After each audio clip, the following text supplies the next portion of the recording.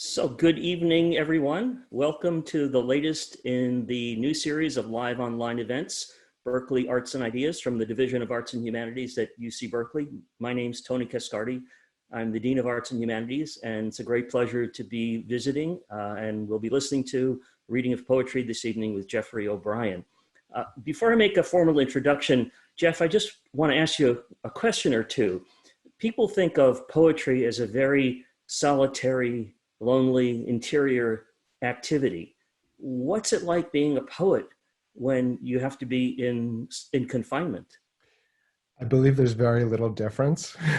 The dream of poetry is that you can use it as a technology for disembodied communication across time or across space. So you're always leaving some form of confinement via that monologue posing as dialogue that lyric poetry is. It's strange to be writing into a sense of other people's confinement, which is not normally part of the poet's imagination, or not often. And it's strange to feel connected by an unprecedented event, even when it hits us completely unevenly and unequally, so that it's just like the world before COVID, even though there's also a tremendous difference in terms of mobility.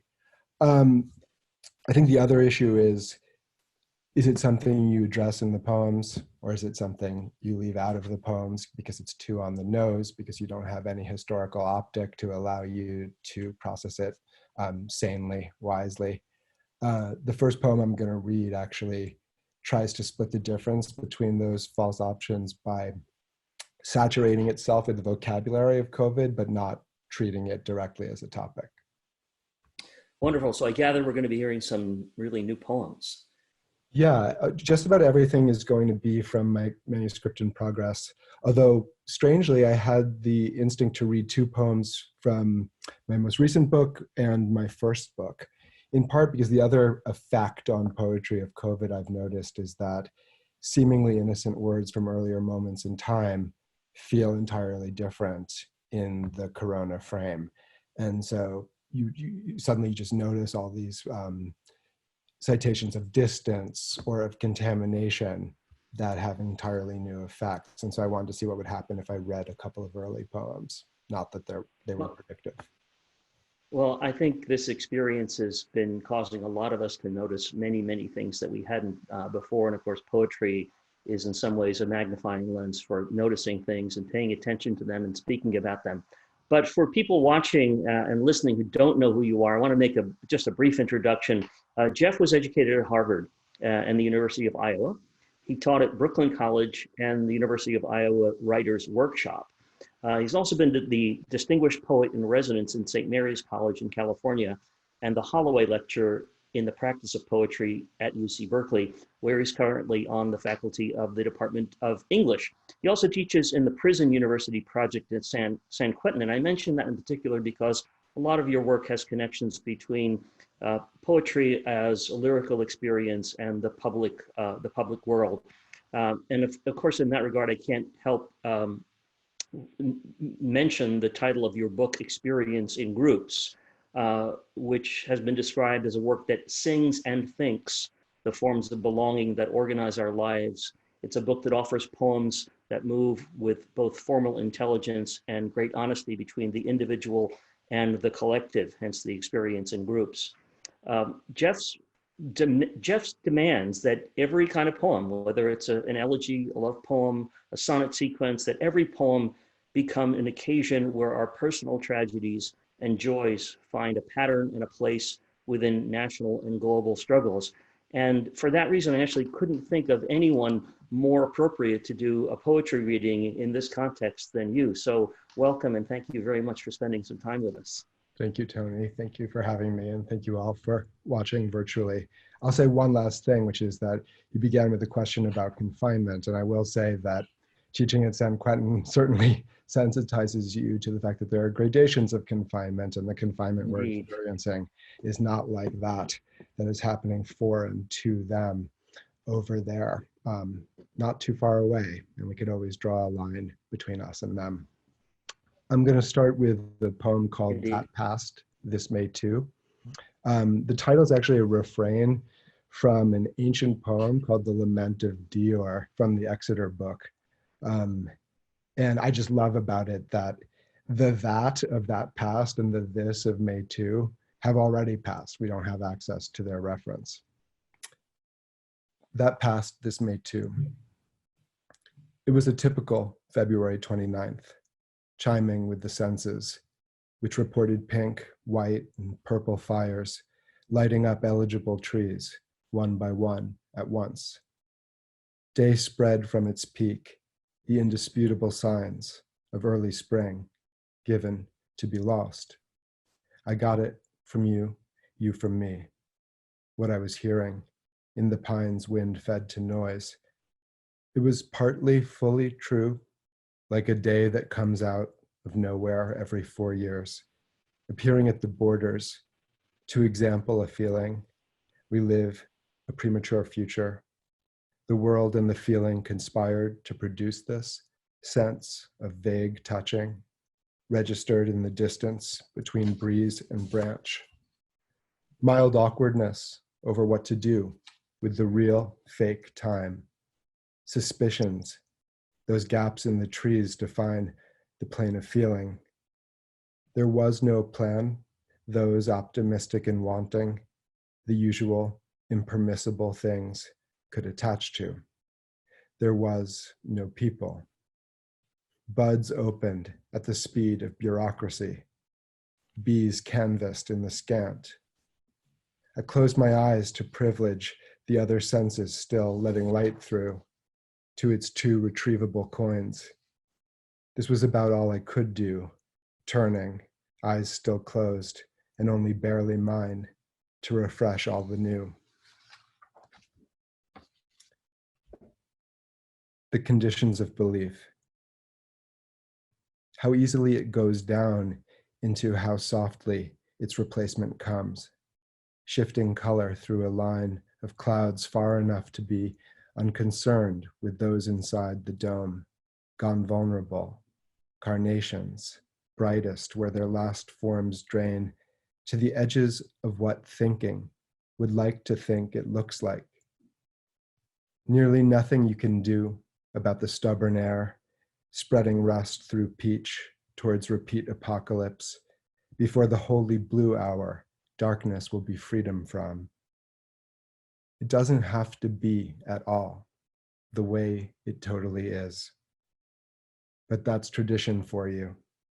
Every day an open casket, your eyes are about to close, so you can hear better the changing of the color guard, that they are and aren't, a fantasy of white in which nothing's much more than enough.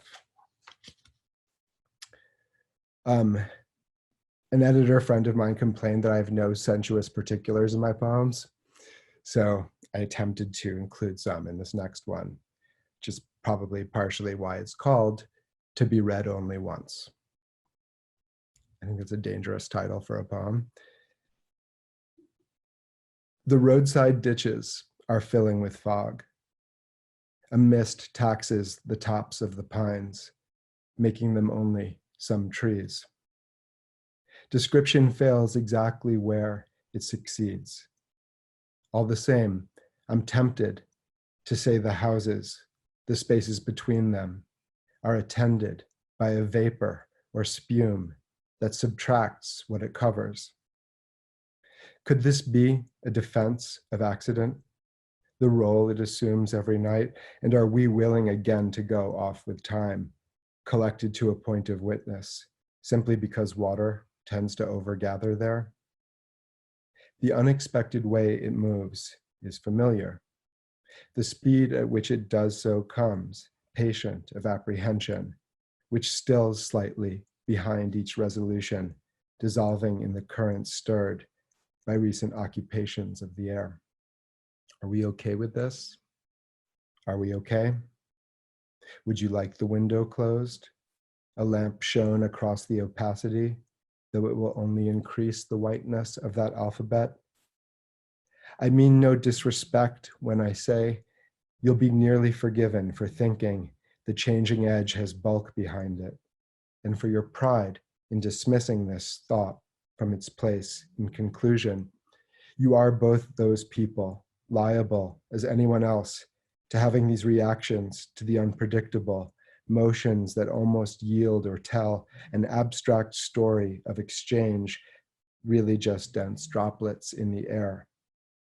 Their first reactions, comfortable, mistaking clouds of wet smoke for distraction, distraction for attention, in a world where property hurts the eye.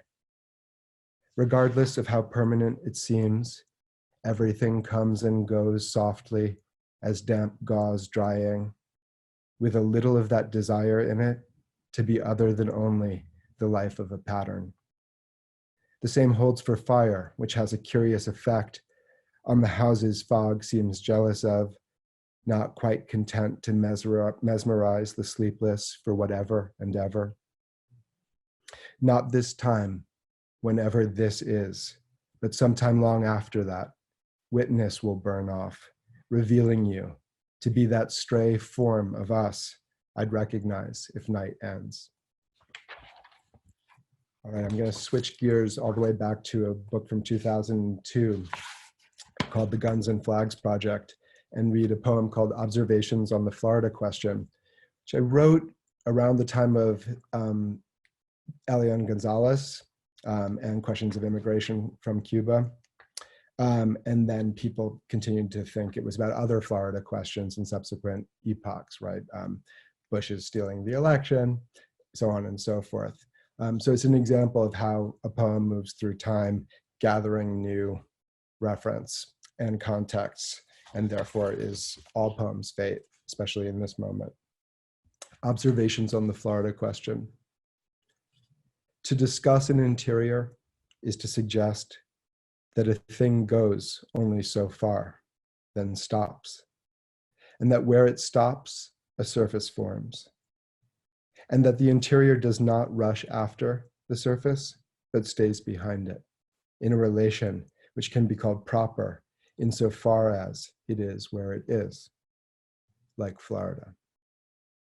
Like Florida, the interior develops on one side of the surface, which suggests that from the interior's perspective, the world obtains as the innards of a thing, receding from the surface it shares with that thing, an arrangement at work on Florida's beaches. If the thing in question were a block of ice, one could wonder why the surface of the world were ice. How many surfaces are there between a thing and the world? How strictly does heat determine a region?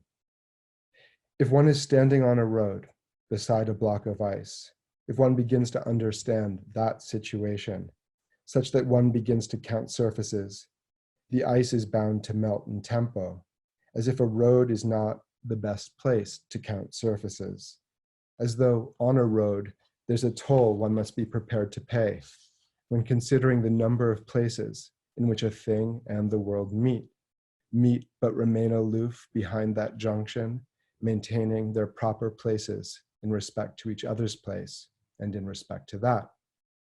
But then a thing may be destroyed, and without a hurricane or any other name for encouragement come riding off the sea. What is the fate of the surface in destruction? Some would say it is multiplied, but which, the fate or the surface? Some would say, I refer you to the Red Cross.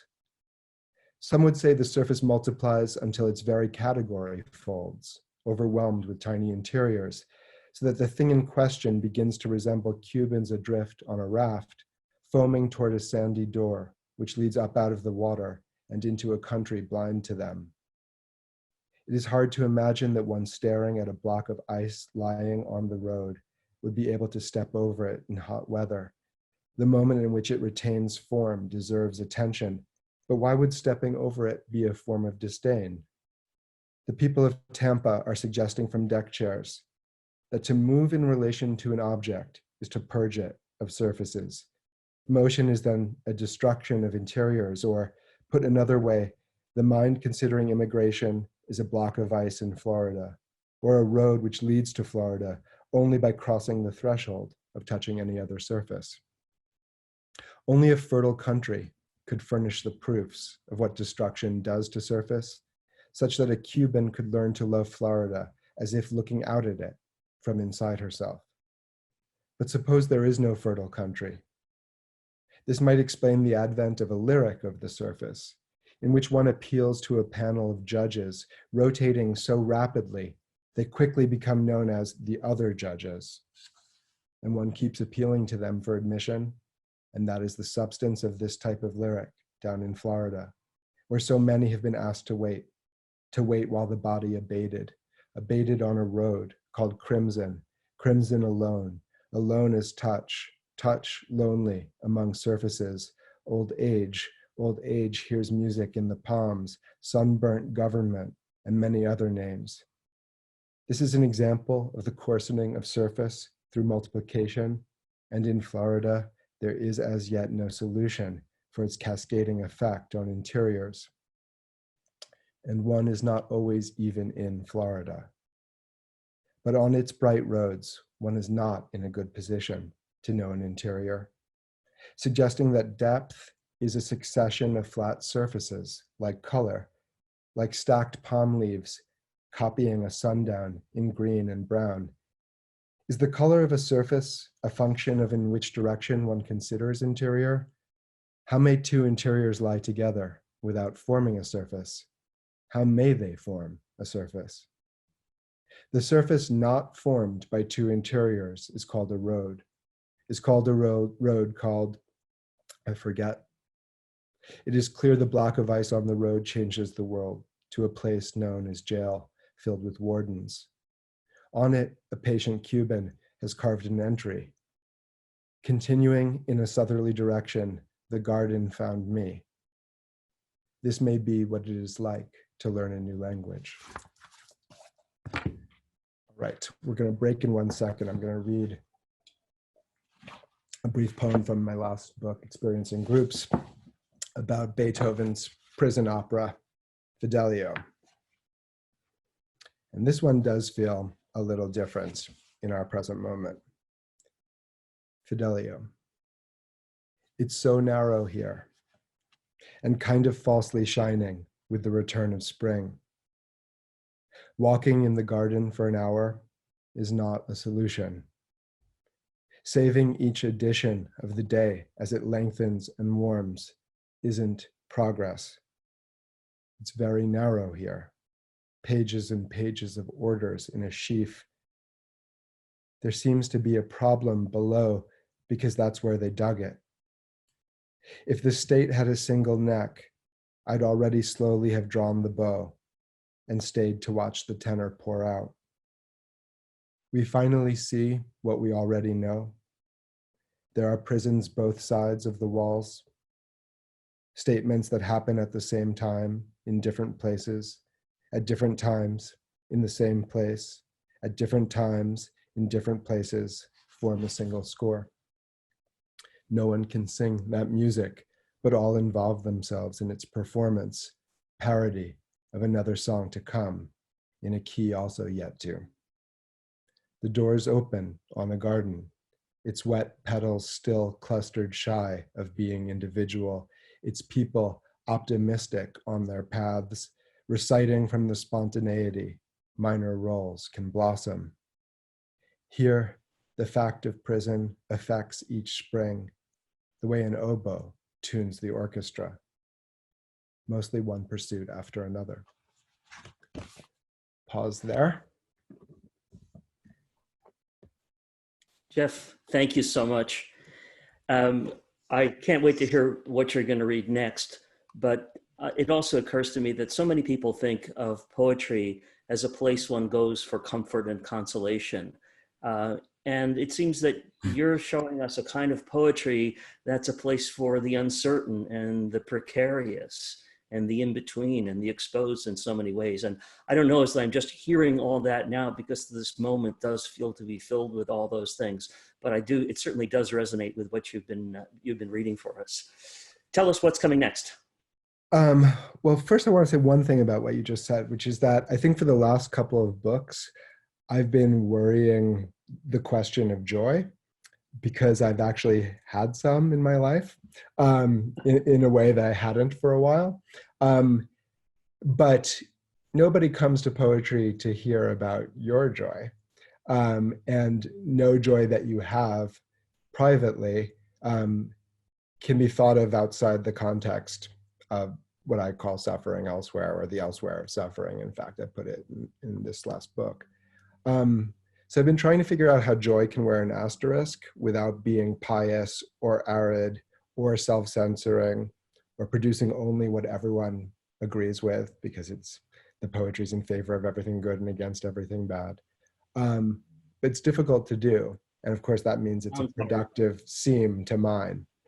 So I think when I invite someone to a poem, I certainly don't intend to provide consolation, but I intend to provide an intimacy with them about the need for consolation and the things that cause us to seek it.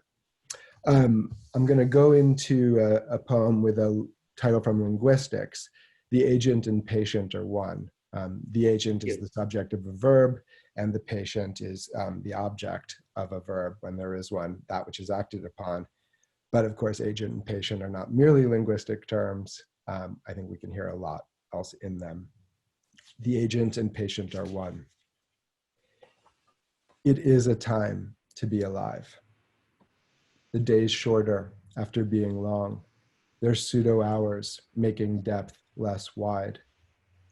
We'll call this varying of the sky a happiness, only in the sense of constant event. The present form its history takes, a blue that broods with unusable capacity above those gray towers where everyone was born.